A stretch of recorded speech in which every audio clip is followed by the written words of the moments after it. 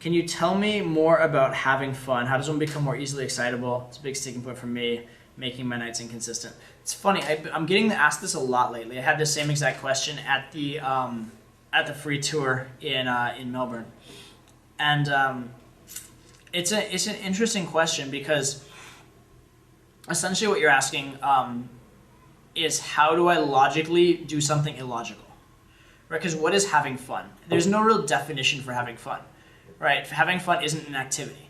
Like for some people, driving a car, they enjoy it, and that's having fun for them. For other people, they view driving a car as a chore, and that's no fun for them. Some people, like, they get up in front of a crowd and talk, and that's fun for them.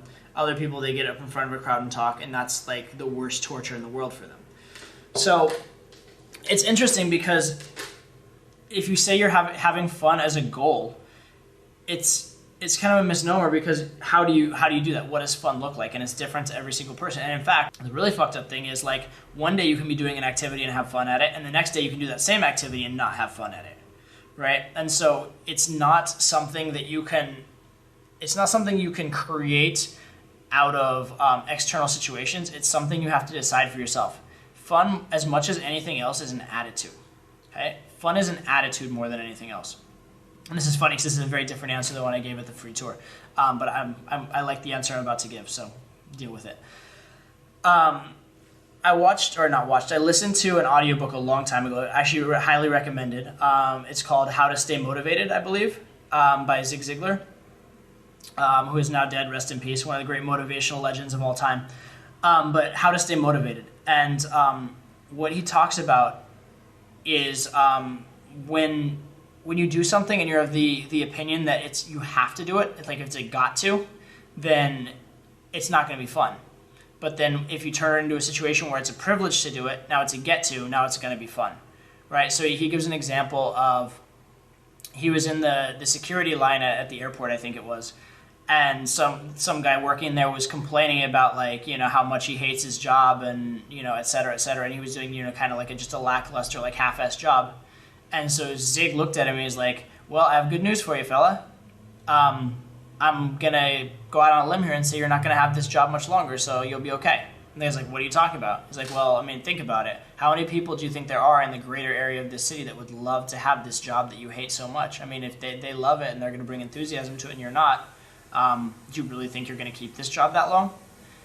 And the guy thought about it. He's like, oh, wow, you're right. I am very lucky to actually have this job. And when he changed it from, oh, my God, here's this odious task I have to do, to, oh, my God, I'm so lucky to have a job at all, then his got to, I've got to work, became his I get to work and make money and, like, have the lifestyle I want. And so by changing got to get to, it changes the entire everything that goes on within that scope, right? It changes the entire premise. And so, yeah, that's one thing you do. He's another example with some lady that said she hates her job, and he goes, well, is there anything you like about the job? Anything at all? She goes, no, nothing. He goes, well, do you like making money?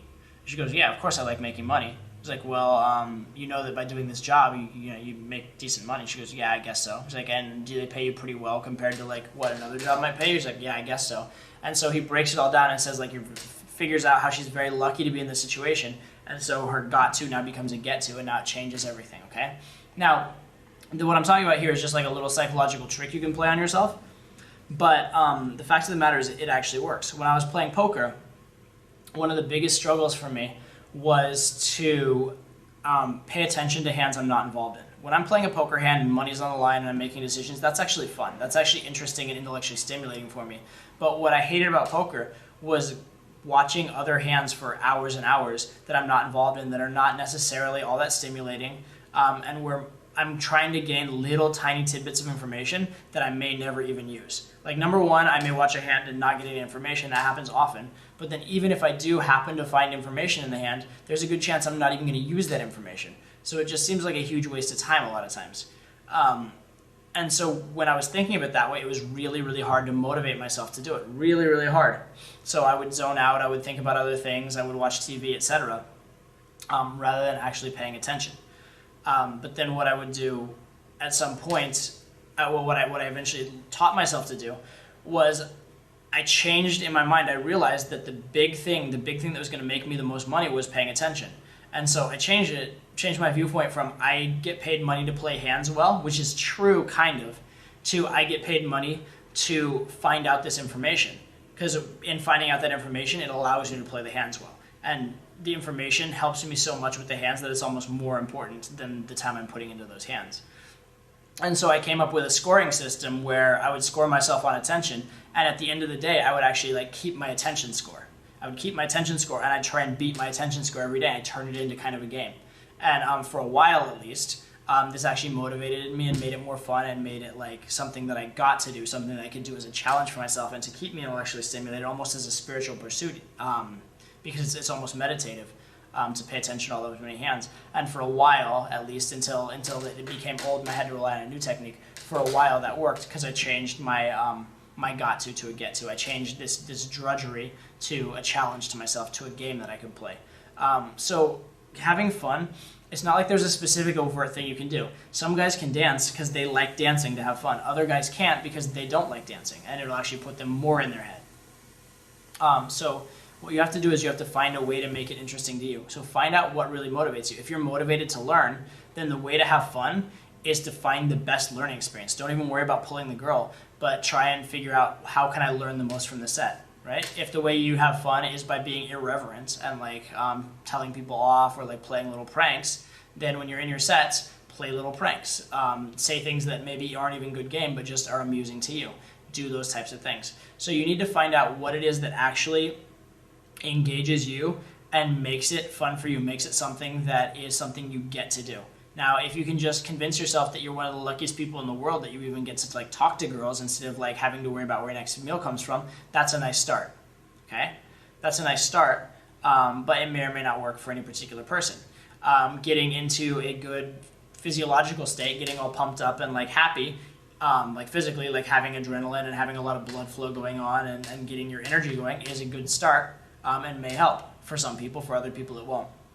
But the key thing is that with any of these techniques, if you do them as a technique, they won't work. And that's the real mindfuck. That's the real mindfuck of it all, is if you do it as a technique, if you do it to chase state, then it won't work. As long as you're trying to get in state, you'll never get in state. As long as you're trying to have fun, you won't have fun. You have to just have fun. And the way to just have fun for me, this is my personal solution, is to just release outcome. Just completely get rid of outcome. And I don't mean that in the sense of just realizing it's a numbers game or in the sense of realizing that there's lots of women, because that's basic outcome independence. What I mean is just deciding that no matter what, it's going to fail.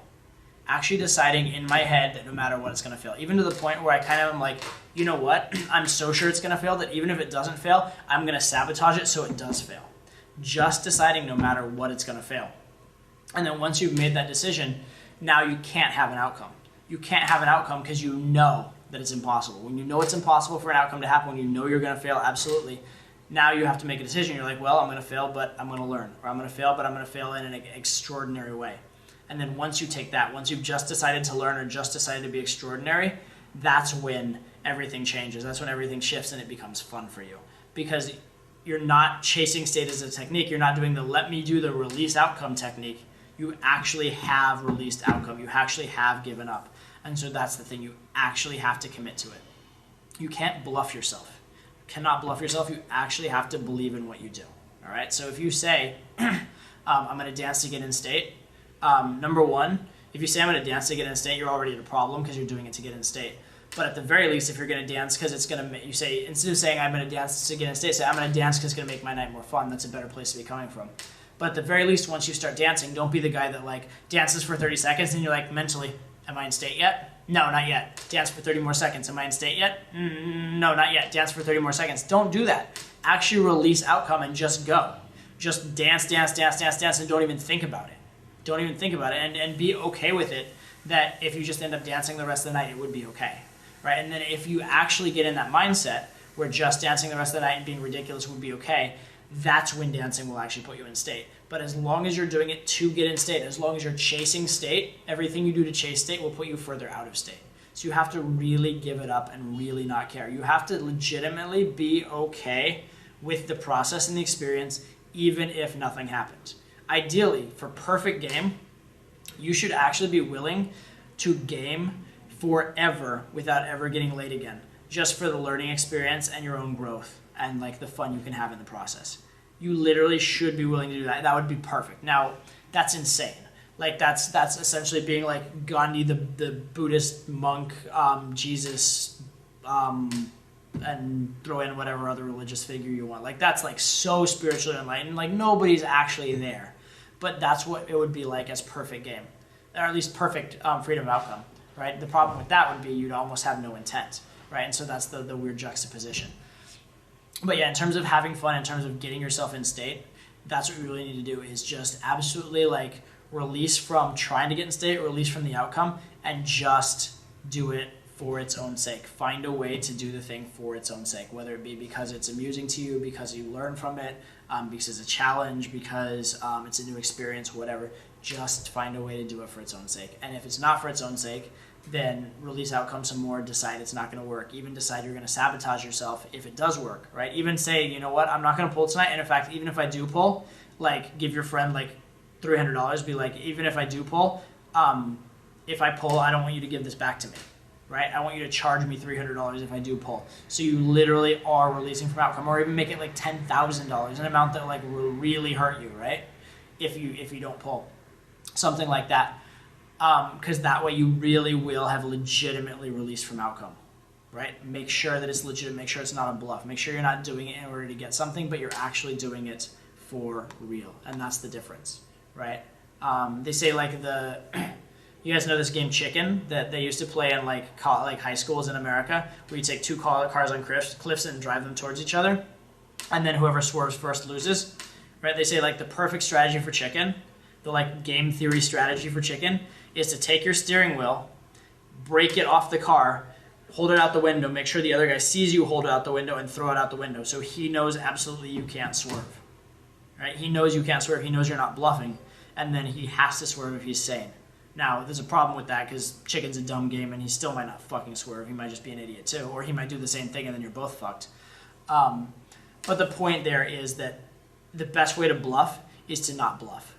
All right? The best way to get to a certain result of getting in state, having fun, whatever, is to give yourself no choice but to. Is to give yourself no recourse. So the best way to become outcome independent is to completely fuck your outcome over so it's impossible, because now you can't have an outcome.